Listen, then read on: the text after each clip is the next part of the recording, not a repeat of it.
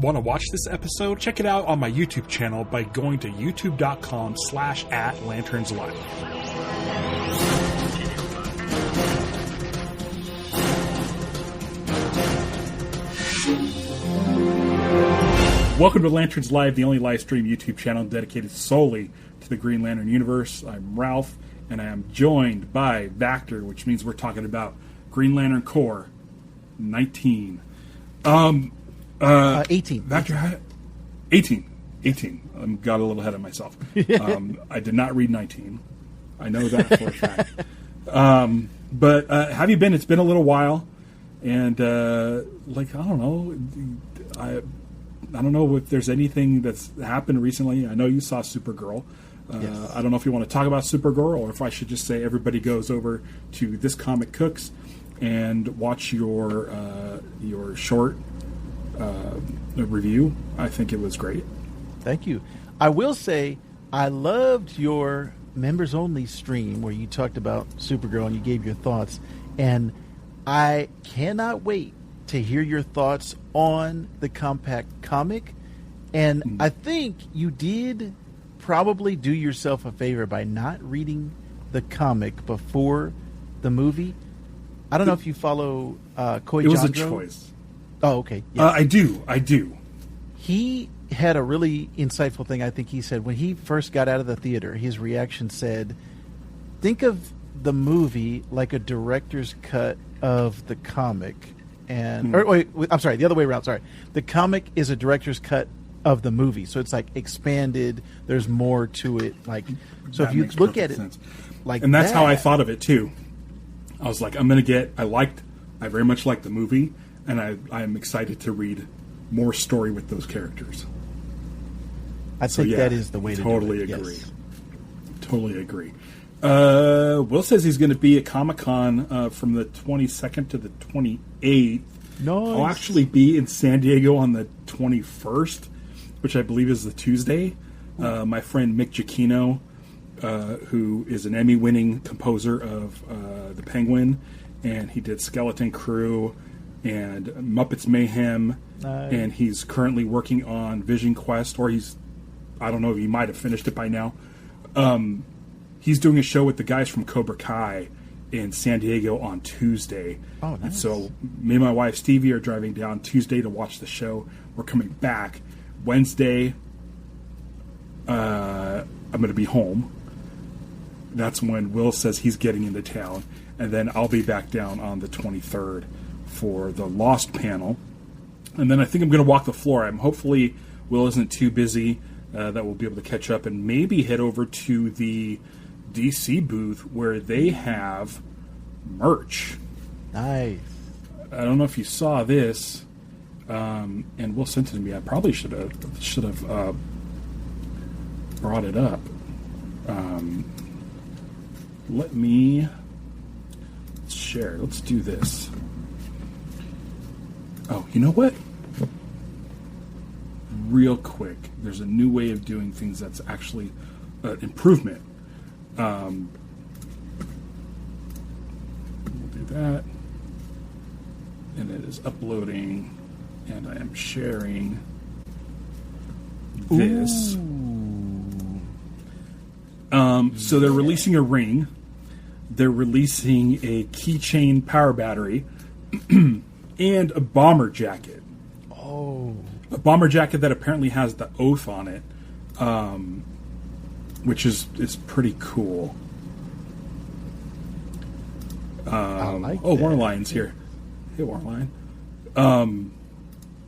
So the ring looks a little off. And I'm not just saying that it's on the wrong finger. Right middle, guys. Right middle. But there's a little bit where there's like a jewel in the middle here, and it doesn't look like it has that jewel, that circular jewel. So I don't know. I was excited at first, but now I'm just kind of we'll see how it looks. We'll see what the pricing is. If it's fairly, if it looks fairly cool, and the price is right, I will probably get one. They don't have my size. Speaking of which, Vactor, I swear, one of these days, I'm going to get you these tiny rings that I got. I swear it's going to happen. Thank you. One of these days, you're going to get a surprise. You're like, what is that? I didn't order anything. And you're going to get 2 tiny rings. One's probably going to fit your kid. Oh, yes. And probably your wife, too. They're not, like, super tiny, but they don't even, like, fit. They barely fit my pinky. And you've met me. I'm a pretty big guy, but I don't think my pinky is super giant. But you're going to be... I think you're going to be able to use these way more than I am.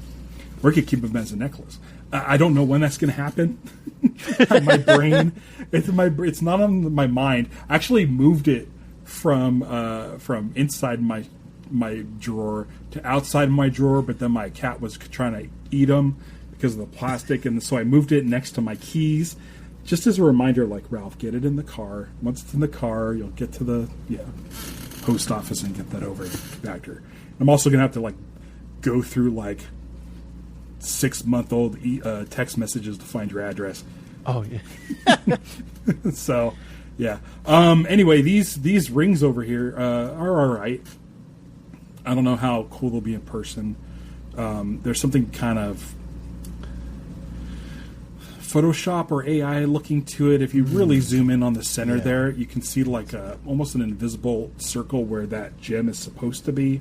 Like something got futzed with. The keychain looks great. Looks accurate to the show. I do like that there's a symbol, a Green Lantern symbol on cool. that. Yes. In the trailers, we're not able to see. We keep wanting to see what's on that side of the power battery, and that's it. It's cool. It's a Green Lantern logo. So amazing, amazing. So yeah, I'm gonna try to get that keychain because I can put that anywhere. That can go anywhere. Yes. The ring won't maybe fit on my pinky. Maybe this dude that's modeling this ring is my size, and they're like, "Oh man, it's not going to fit on the middle finger because the middle finger's like big." But maybe I could do something like this where I can like just customize it and like split the middle, and I don't know. We'll see what they're made of, and if I can alter it to make it work with me somehow. That is going to be a nice addition. And I'd like to just get the Ring Foundry one, but again, my hands are just too big. Will, I'm assuming you're bringing your Ring Foundry GL ring with you to Comic-Con. If so, I would love to see it in person. And if you allow me, see if I can get that sucker on my finger. Oh no, it's stuck. Will, it's stuck. Sorry, you're not gonna be able to take it home. It's mine now. I think that's how that's gonna go. But yeah, dude, we're almost 1 month out. I think someone posted like 40 days away. It's July 8th. The show comes out, or the first episode comes out on August 16th. Oh, dang. We'll sit I can't wait. Just for me. Yeah. And my chat is going nuts right now. It's like going. You can probably see the reflection of my. It's doing that on my side too. Oh, it just stopped. There we go. Okay. Whoa, now it's doing it again.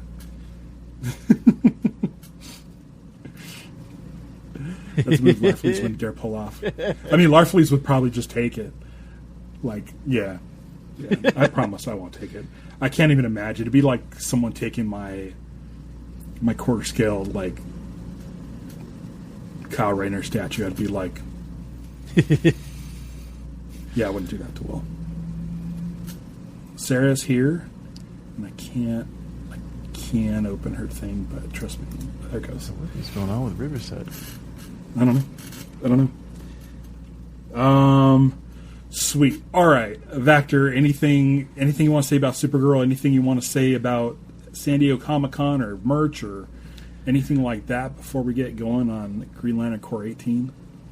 Well, Supergirl, like you said, I have actually did 3 reviews of it. I did 2 longs and a short, and those are all on This Comic Cooks. I think it will be beneficial to you now that you've seen the movie, because there is spoilers in there. But yeah, I have some larger thoughts on it. And Comic-Con, I wish I was going. That's my thoughts on it. All right. Okay. So Vactor. For the last, I'm going to say 4 months. Let me just say 4. Something happened to Green Lantern Corps, the book, that started getting us real excited. Now, when we first started covering Green Lantern Corps, this run with Jeremy Adams and Morgan Hampton, they were doing like 3-issue arcs or 2-issue story arcs and these smaller sort of anthology stories covering different members of the Corps. And we loved it. We thought it was great. We're like, this is so much fun. We're getting so many characters. Then the book shifted around the time of the Starbreaker event crossover with Green Lantern Corps, or with Green Lantern, where things became less isolated. And we were excited to do more anthology stuff.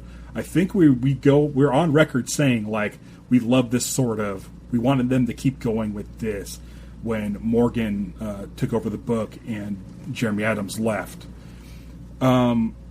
Except Morgan Hampton didn't do that. We requested it, and he was like, nah, this is what I'm going to do. And started getting more serialized. And for the last 4 months, this book has been just fire. Absolute fire.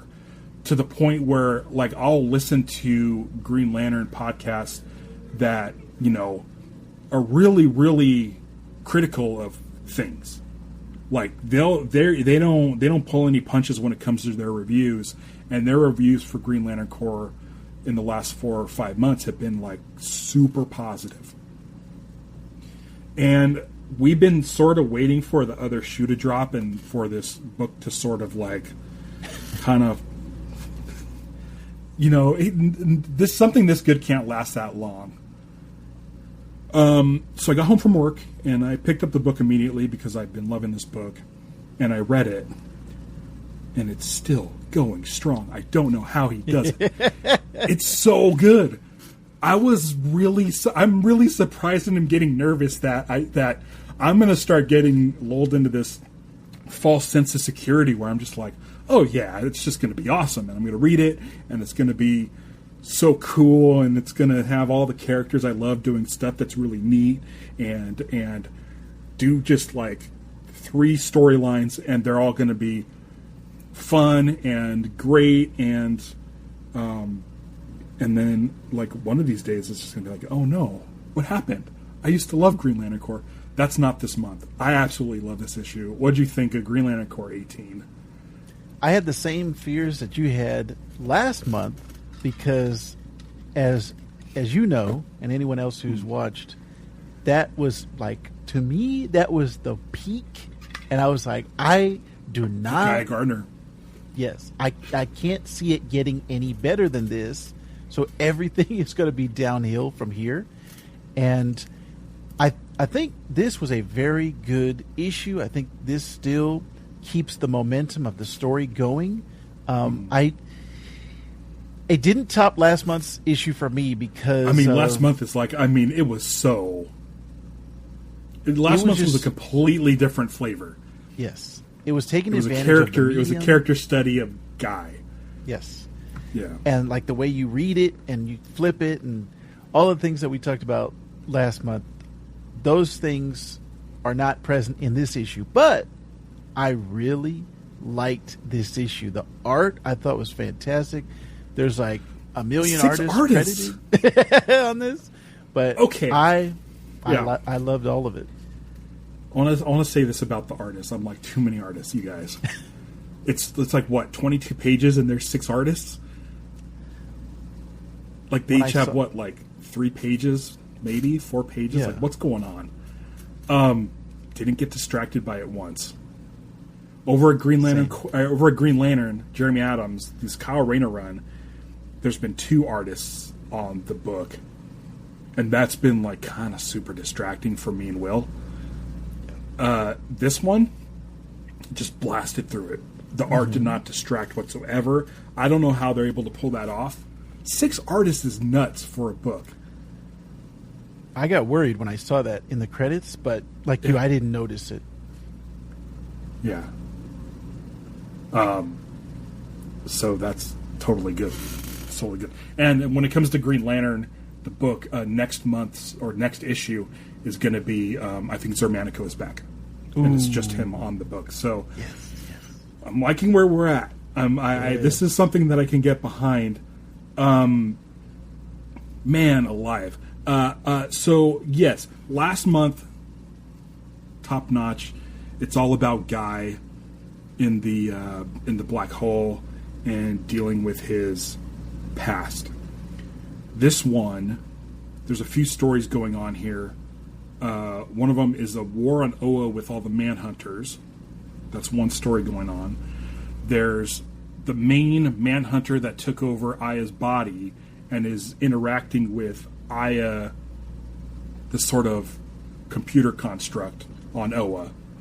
And then there's Guy and Jess in this, what do they call it? The entity, oh my gosh.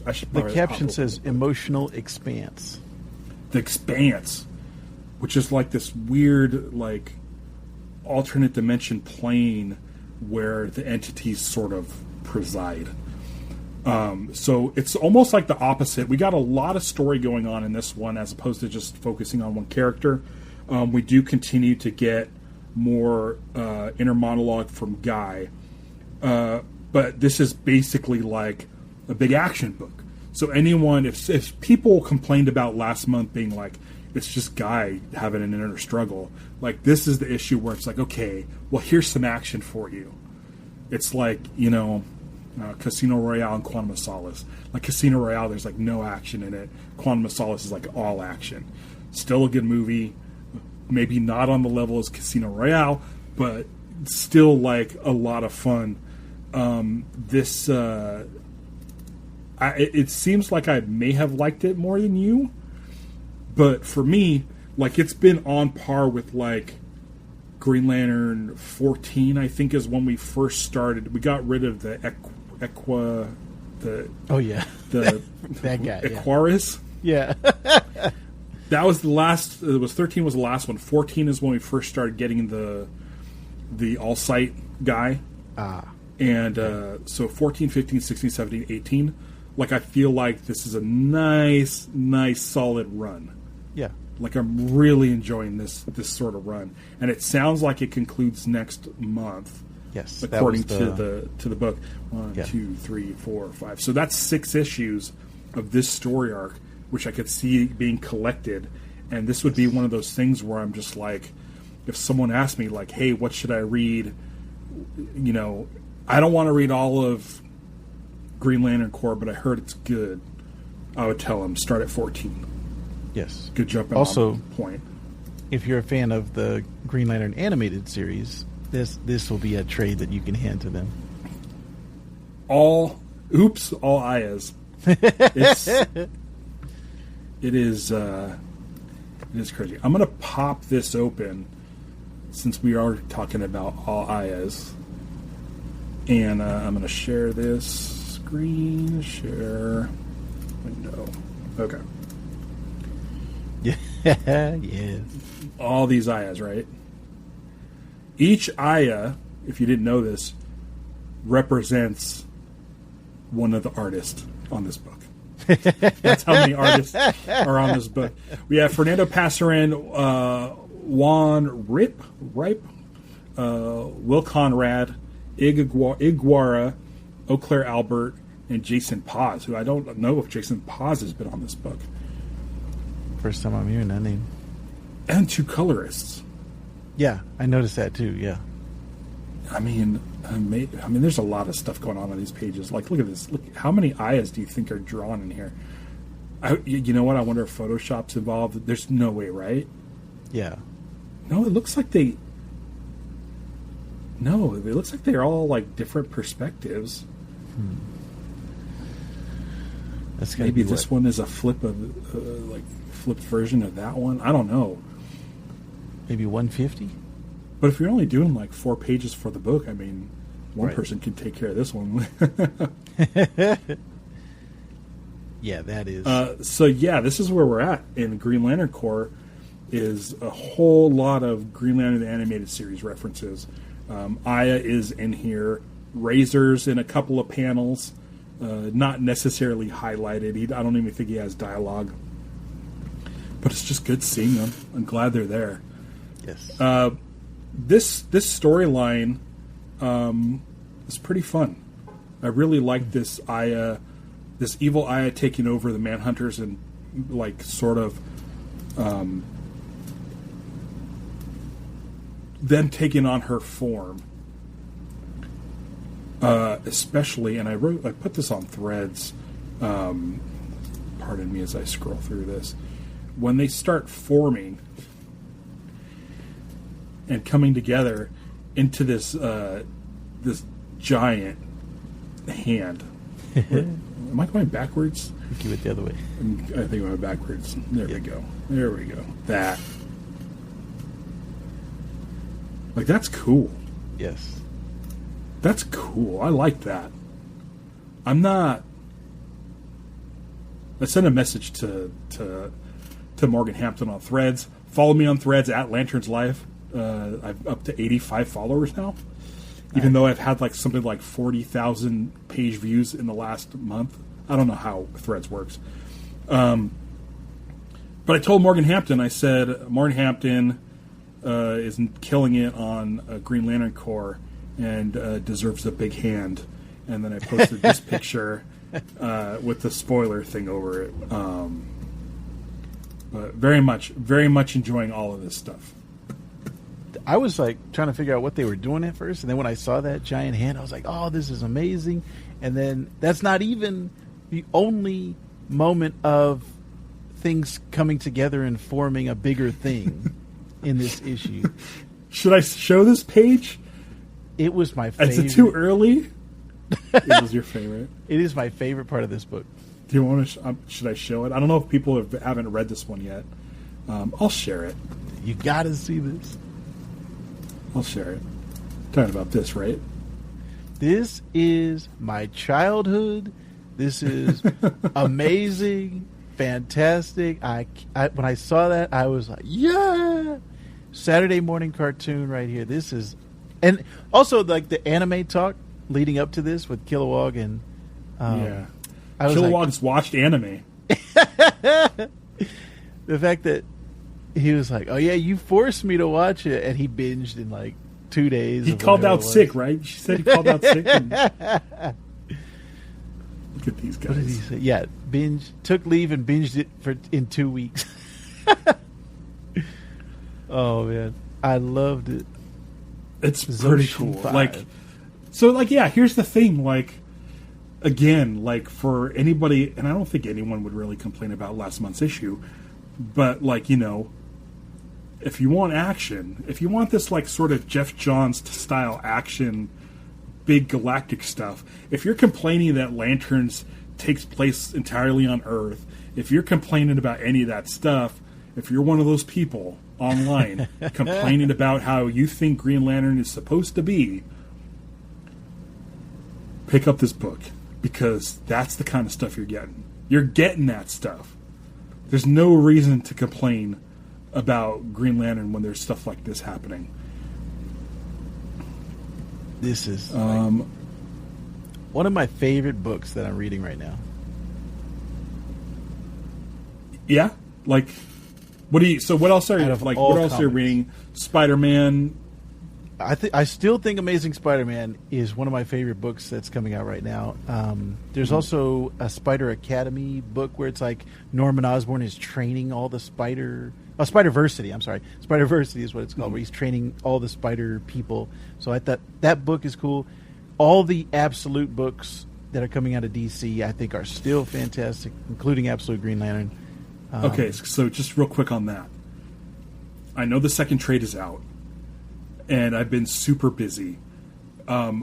Immediately after Comic-Con is when my classes go from Monday and Wednesdays to just Mondays. So I'm going to have more time to sort of sit back and think about my schedule for Lanterns Live and the show Lanterns and get stuff set up for that. And while all that's happening, I'm still going to be covering Green Lantern Corps with both you and Will, respectively. I am going to find a time, whether it's a Wednesday or not a Wednesday, to catch up on that, on Absolute Green Lantern, because that last issue I read, I think it was issue 6 with Simon Baz, really, really perked up my ears, and I'm ready to continue. So that's probably going to happen after Comic-Con, and I'm going to let you know this. Next week, unless Green Lantern comes out, I don't know when. I need to check that schedule. So, no. I'll tell you when Green Lantern comes out. The 22nd. The day that Will is in town in San Diego, and I'm in Orange County doing my class. So I'll sort that out. But I think before then, maybe next week I'll do the Guy Gardner one-shot. Yes. Because I've heard it's good, and I really, really been meaning to cover it. Also, I want to check out... Now, I know you want me to watch the whole thing, but I'm definitely going to check out the Jessica Cruz episode. I think she's only in one scene in My Adventures with Superman. So what I might do is a bit of a catch-up thing where I cover the Green Lantern episode of My Adventures with Superman, season 2 or 3, I think they were in. Season 2. This current one is season 3, right? Yes. And then I'll do the Jessica Cruz one and try to do a catch-up on those. And then hopefully, like... maybe during the summer, which I guess now is summer. I don't think I'll be able to get in the rest of My Adventures. I don't think I'll be able to catch up. I'll see. That might be perfect for post Lanterns, because Lanterns is again like 38 days away or something. So I'm going to be like, I'm going to have at least 2 shows a week. Sunday nights and Wednesday should still be happening. So, like, I'm all, like, Green Lantern out, but I definitely want to do Absolute Green Lantern within the next, probably the week after Comic-Con. Because there'll still be a little bit of a breathing room where I'm not doing Lanterns yet. But, yeah. I can't wait. Warline says, GLC is cool, but wonder why most of the time... Since the Starbreaker arc, we get 3 to 4 artists, or 3 to 5 artists working on a single issue. I don't know. Man, this live chat is going nuts. Sucker for many color pages. Yeah, I can see why there's double colorist on this for sure. But why all the artists? I don't really know. That would be interesting. All right, let's talk. So while there's this attack on Oa, I think it's a really fun battle. I think it's a lot of fun. Jess and Guy are in this emotional expanse where sort of the entities reside and sort of live and talk to Guy Gardner internally. Guy holds on to Jess because he's like, hey, listen, I don't want to use up all these entities. Jess is like, you can't just hog this power for yourself. We have a major battle. We need to distribute it. And so Guy's like, I can't do that. I can't really explain why, so I'll show you. And he holds on to Jessica's shoulders, and they enter this emotional expanse, and all the entities are there kind of like letting Jessica know like what their stance is, what's going on and stuff. I mean, I kind of think at the end of all of this, they're just going to go into their power batteries. I'm hoping. I'm assuming. But it is something where it's basically Guys like, hey, we need to protect these things. I can do that. We don't want to just let this power out because it's the one thing the Manhunters are looking to get their hands on. Yeah.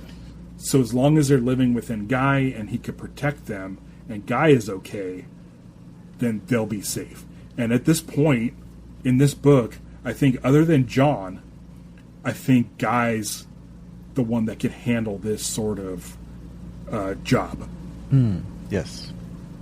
I think, listen, as much as I love Jess and Simon and Razor and Aya and all these other Lanterns, and Joe, Like, I'm just like, this kind of needs to be left up to, I mean, really Kyle Rayner, but yeah. but he's not in this book. So as far as who's in these books, I think Guy and John would be the ones. They are long-standing protectors. They've been at it, for a while, and so I think he's right. Like, how many story arcs did we see these Green Lantern groups like trying to get these entities back?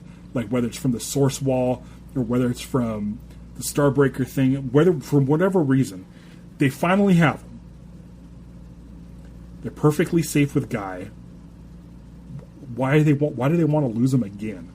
So I think he's right, and he shows Jess, and basically Jess is the reason why she was saying no to Guy and putting her foot down and being so sort of like adamant about not going along with Guy is because she's basically saying she has like sort of imposter syndrome. She's like, I'm supposed to be a leader, and I can't have you, who's not the leader, telling me no. And Guy kind of helping her out with that, the imposter syndrome, and saying, you are a great leader. You don't have to just be tough, You just have to be there and listen. And there's a lot of talk of like, it sucks being the leader because you don't have time to sort of rest or relax. There's always somebody that needs something, and that she's actually handling it really well. I thought a lot of that stuff was really interesting. I've had imposter syndrome. I'm sure you have. I think everybody has. I think it's natural. But I'm kind of with Guy. You kind of just have to like roll with the punches. Yeah, it is very similar to what being a father and being a parent is like. And I don't have multiple children. I just have one. But I can only imagine when you're in that position and you're trying to make sure that everyone is okay, make sure that everyone has what they need, everyone is taken care of, and putting their needs before your needs. I could feel her situation and that that emotion coming through on her side. But I'm also with you. I think Guy is right, and I really like the way that that tease for next month, the way that they put it, will control beat connection. And you're thinking about each side, the Manhunter side versus all the Lanterns. Control on the Manhunter side and the connection on the emotional side of it. I think that was really a good way to put it. And it is really interesting to see those two sides. And like you said, I Kyle would have been the first one, my first choice of, hey, he's the White Lantern. He's got all of the spectrum. But because he's over in Green Lantern, it does make sense. Hal too would probably be okay with that too. Mm-hmm. Like, I know we didn't say Hal. Obviously, like, I feel like, listen, I am no Hal hater. As much as I love Kyle, trust me, I'm not a Hal hater. I know people get really offended. Someone this week got mad. They were like, I can't believe they're turning Hal into a joke. And I'm like, what are you talking about? What? And they're like, in the show they made him like drunk and belligerent and old. And I'm like, okay. I mean, they're not. It's a character. And as much as I love Hal, I don't think in the show they really mess anything up. Like, it's we've seen Hal old. Like, pick up the 1990 run of Green Lantern Volume 3, and that Hal Jordan in that book feels exactly the same as the show. I was going to say, that's the thing. Just going off the that trailers. Show to come out. Yeah. So that is a weird take. I don't get that from the show or from the comics. Like, I don't get that at all. Yeah. I can't wait for the show to come out. Yeah. Because I have a feeling it's gonna like sort of quiet a lot of people. Yeah. I hope. Like I don't know. I don't know. I do really hope it is a hit for DC because I like Supergirl. I didn't love it, but the box office and the reception, I think Clayface is going to be a success just because of the budget. It's a low budget, yeah. So that one, I'm like, I'm fine. I really hope. And horror seems to be doing really well lately. Yes, that's another one. Yeah, 2026 is really like the year for horror. But I really do hope that Lanterns breaks out in a way that it almost like Iron Man. It makes it puts a spotlight on these characters, and people see them in a different way. That they're like, oh, Hal Jordan is really cool. John Stewart is really cool. I like that. When the public, the general public, I feel like it'll squash sort of the Ryan Reynolds 2011 movie, and I think that Guy Gardner in Superman was the perfect sort of bridge to being like, the public perceives Green Lantern as a joke and a punchline. So James Gunn put in a character who is actually a joke and punchline Green Lantern into his movie. So it's like, oh, we get it. Green Lantern's a joke. And even Superman's guy, and the way Lois Lane shakes her head at Guy, he's like, man of the cloth, and he does he's like, yeah. They make Guy a joke, but also what's perfect about it is he's kind of cool. He comes in and saves Jarampur, or the other one. Right. I forget which one he's actually saving. But he saves the kid in the cube, and he comes down, and he's like, you got to upgrade it, and he just starts taking out tanks left and right. It's like, okay, this guy, it's even the arc within Superman is, yes, Green Lantern's a joke, and he's got a bowl haircut. Look at this clown, which Guy Gardner is a clown. And then as it goes through, it's like, oh, he's kind of cool. He's got a moral compass. He's sitting there eating his Fruit Loops with a glass of milk also. So he's totally deranged. And he sees what's on the news. He's like, I'm not an ass enough to not help out. I know what's needed of me, and I can take care of this and help out. And so he does. He's got a moral compass. He's just kind of a self-centered butthole. And what I like about that is it's easing people back into thinking what Green Lantern is. Nice. Yes. In 2011, when the Green Lantern trailer came out, I was following it, of course, and a lot of people online were saying, oh, now they're whitewashing Green Lantern. I thought Green Lantern was black.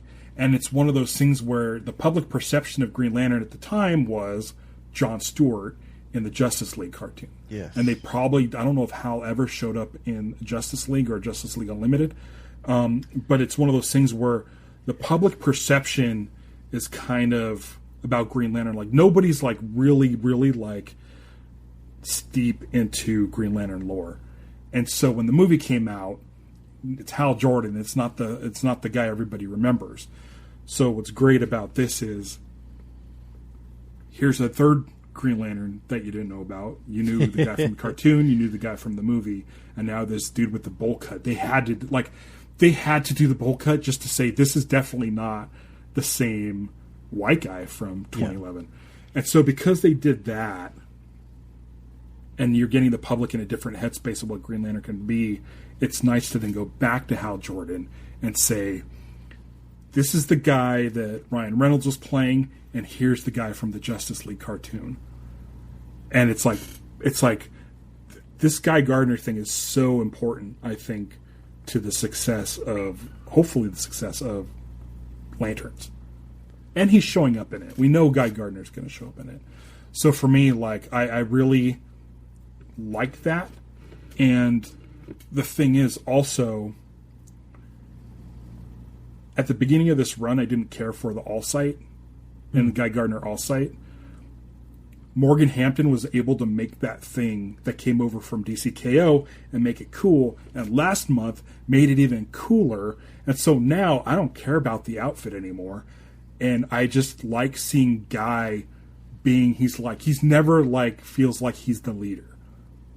So it's nice to see him talking to Jess and being like, I'm not the leader, but I've been around a lot of leaders. I can help you out with this. And it's that Guy Gardner still, and you'll hate to admit it, cares. And so for me, I'm just like, I'm so excited about Guy Gardner having a big role in this book. Guy Gardner having a role in Superman, Peacemaker, and Lanterns, and possibly Man of Tomorrow. Like, I love this, that people are now sort of getting exposed to at least the three main Green Lanterns. And then you have My Adventures with Superman and My Adventures with Green Lantern, where you're getting Jessica Cruz, and then you're going to be getting Kyle Rayner. So it's like they're all showing up. I'd love to see a sort of auto shop class at the Hal Jordan Memorial High School. I'd love to see an auto shop class, and I'd love Simon to be there. Like, let's start getting people familiar with all of these Human Lanterns, because I think by the time Lanterns comes out, I'm hoping that people like watch it and be like, "Hey, this is a good show." Yeah, I think it's going to be a good show. Yeah, because just a good quality product, I think, goes a long way, because people by word of mouth are going to be, oh, this is a great show, you need to be watching this.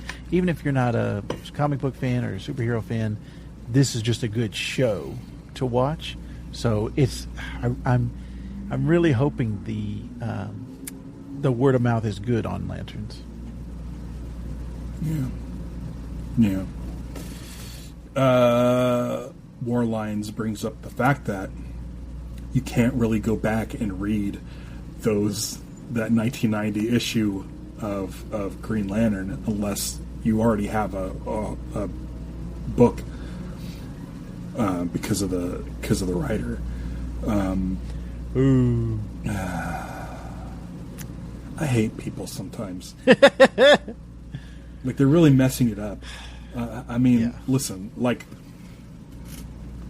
the fact that we can't read those books means nothing compared to what happened to, like, the victims. Right. But it's just one of those things that I feel bad for Pat Broderick, the artist, and everyone else involved, who now can't get royalties because they don't want to give royalties to the writer, who's a bad person. Let's see here. We're talking about Hal died off screen in Justice League Unlimited and John replaced him. Is that true? I haven't. I caught some Justice League when it was out, but I was in high school. Yeah, I haven't watched it in like 20 years, but I started with my son. He loves Brave and the Bold, Batman Brave and the Bold, so we're going through that currently, but I kind of was showing him little bits and pieces of Justice League Unlimited. Warlion says something interesting here. Personally, I'm reserving any judgment till I watch the show, Lanterns. Can't agree with you more. It's my same thing that I've sort of been trying to do, like, online when it came to Supergirl. It's tough. There's a lot of anger and negativity from a certain group of people about Supergirl, and it's one of those things where you kind of have to just, like, not engage with it. They want attention. Again, I don't really like comments like that until I've known someone's seen it, and I doubt those guys have seen it. That was one of the things we did that Green Lantern Corps 17 review like a week later because you were seeing Supergirl, and because I knew you saw Supergirl, you sent me your short, or I just stumbled across your short review, and I'm like, perfect. This is someone that's seen it and is very thoughtful and isn't like saying things. It says you're not super excited, but not hopeless. I think it's a good show. See, I hope that attitude is not pervasive amongst fans, because that was the thing about Supergirl that I was hearing a lot before it came out, that it wasn't like an event.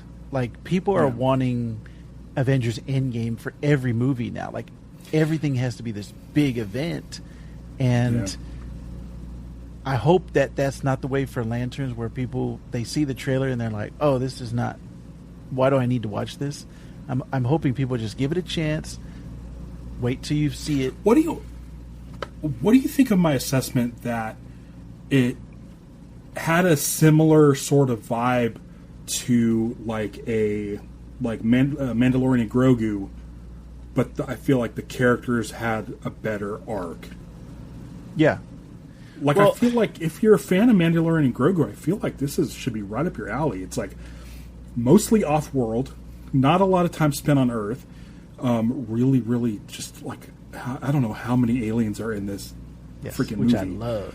Yeah. But also, like, listen, man, that scene with David Krumholtz and why am I blanking on her? Millie Alcock, where she was talking about she's just one life. Like, I don't know if that's in the book. You don't have to spoil it for me. But that scene, I'm like, this is something that Mandalorian and Grogu needed. Like, that scene was so... I was tearing up. I don't tear up the comic book movies, really. Except Unbreakable. That gets me every time. But I don't know. I don't know. Well, I was saddened to learn that you had stopped at Mandalorian episode 2, and it was... No, I've watched all of Mandalorian. Oh, I thought you said you had stopped. No, I stopped liking it after episode 2. Oh, that's what it was, yes. That is what made me sad when you said that. But I agree. Yeah. There was no arc in Mandalorian and Grogu. To me, it was like, it was an adventure they went on, but I didn't feel like they were any different at the end than they were at the beginning. There's kind of a little bit of, like, Mando trusts Grogu a little bit more, but it was like, they'd already done that in the show, so it was like you're repeating beats. And Supergirl, there are arcs for the characters, and you go on a journey with them over the course. So 100%, that's what Mando and Grogu should have been. Supergirl, I feel like, is very Star Warsy and very Guardians of the Galaxy, especially with the aliens, like you said. Which is fine with me, because it's like, listen, like, we're talking about superhero fatigue. This felt different. It felt fresh. Same as where, like, Superman dropped us right in the middle. Yes. I feel like this dropped us in the middle, and I think the flashbacks they used to show her origin, I think, are sprinkled throughout the movie at just the right times. Like, I could watch a whole movie based on that, but I think origin fatigue is a thing too. So maybe not, I don't know. Listen. I'm real. I'm gonna say I'm real loose on Letterboxd. I gave it 5 stars. I was happy the whole time. I don't know what to say. I don't know what to say. I probably sound like a shill or something, or anything. I don't know. No. Like, I got an IMAX ticket for Saturday opening weekend. Purchased it. It wasn't cheap, and my sister got me a large icy. They had a creamsicle. They had a creamsicle icy, I think. And I just sat back and I was just like, I get to watch Supergirl on the big screen. I always feel like you should not apologize for enjoying something. I kind of had a similar thing after Mando and Grogu. I put out a review and I said, it wasn't the greatest movie, but my son came out of the movie and he said, "Daddy, I love that." And his joy kind of transferred over to me. I was happy for him that he had this movie. There was kids in the audience wearing Mando masks, and I'm like, this movie isn't for me. There's a 9-year-old kid in this movie theater where this is the first opportunity that they had to see Star Wars on the big screen, because it's been 10 years since the last one came out. Not 10. It's been a while. Yeah, what was 20... I want to say 2019? Yeah. Yeah. It's like 8. Yeah. Almost, yeah. So it's one of those things where I'm just like, I was so happy for those kids. Those kids came out of that movie so excited, and I'm like, hey, listen, not all Star Wars is for me. I felt like Supergirl scratched that itch that I was looking for. I think 3 different times someone barfs in that movie, which I'm like, who is this movie for? Like, it's not like for like it's not made for girls. Yeah. But there are stuff in there that I think is important for girls. It's not made for boys, but I think there's stuff in there that boys will like. I think they're trying to please everybody. Yeah. Some stuff might get muddled. A lot of reviews, maybe including yours, say Creme is kind of bland. But for me, after watching Mandalorian, like, there was no villain. Right. There was the dude with the hat and the dog who didn't say a word, and it's like, I'd much rather have someone has a paper thin sort of backstory than someone with zero backstory. I don't want to have to read like Dark Horse comics to know who this character is. You know? So for me, Creme, maybe not the most exciting villain, but like as soon as I found out that he was trafficking young girls, I'm like, well, this guy needs to get destroyed. And I can't wait to see Supergirl just like flat out destroy all of these brigands, and I hope Lobo gets his guy. So for me, it was just like, it felt a little paper thin, but at the same time, I'm like, it's something. Paper thin is something you could hold on to. There's a tangible villain there. It wasn't all like volume stuff. There was a lot of sets and they shot in Iceland and all that stuff. Like, I enjoyed it. I wish there was any mention of a Green Lantern. But, yeah, that would have been. But that's the reason why that review's on the members feed. But I do a lot of Green Lantern talk on that episode. So if you guys want to sign up, it's 99 cents. This is member stream 9. You get the other 8, and you get longer versions of live streams, and you get emojis and badges, which are if for those of you that started at the beginning, I think you're a month away from your badge changing from a Green Lantern to something else. So look forward to that. But yeah, listen, like where we're at right now, Green Lantern Corps is awesome. Last month's Green Lantern was my favorite issue of the Kyle Rayner run so far. So that's a little bit on an uptick. We're just like a handful of days out from Lanterns, and they have Green Lantern stuff coming up on the DC merch page, and it's coming to Comic-Con. Like, I can't complain. It's been 15 years since we've had this much good Lantern stuff, you know. So everyone should read place. Green Lantern Corps, and watch Lanterns and give it a shot. You know, give it a shot. It's a good show. I am very excited about Lanterns and Clayface. So the rest of this year for DC, I'm very excited about.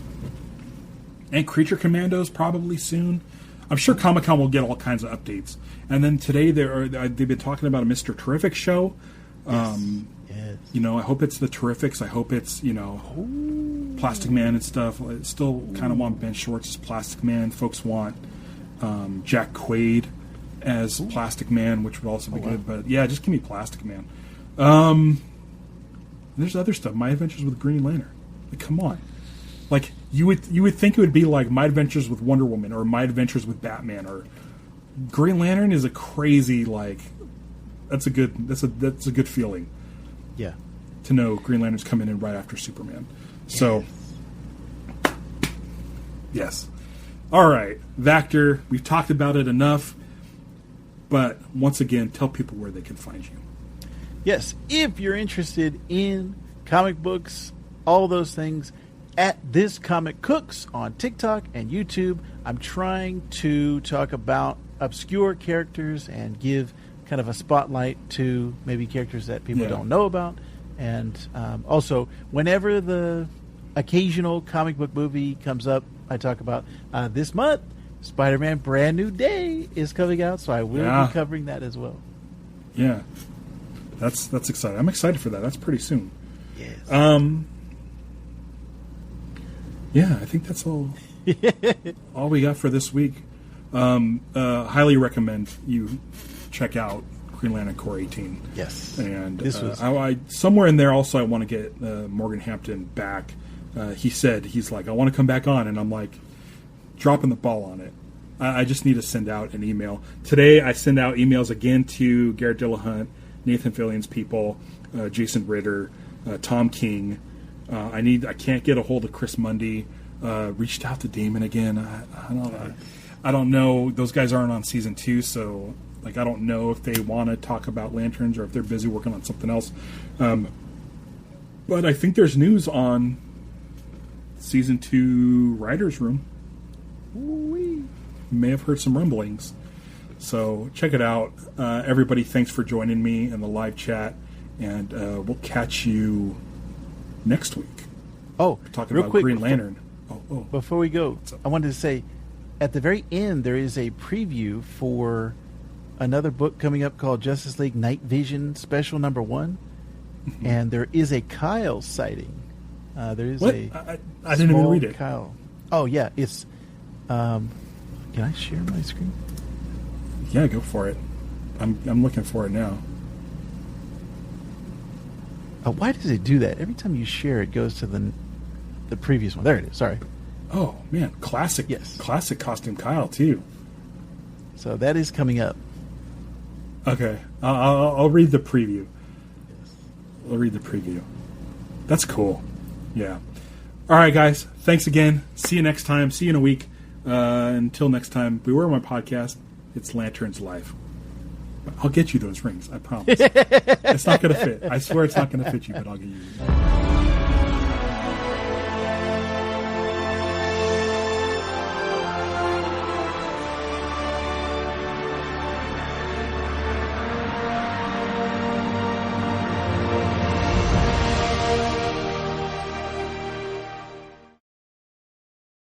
I started Armada in 2013, and we make bike apparel. The best part of Shopify for me is our ability to run the business as essentially non-technical people. We're able to admin everything on the back end, front end, and sell things online easily.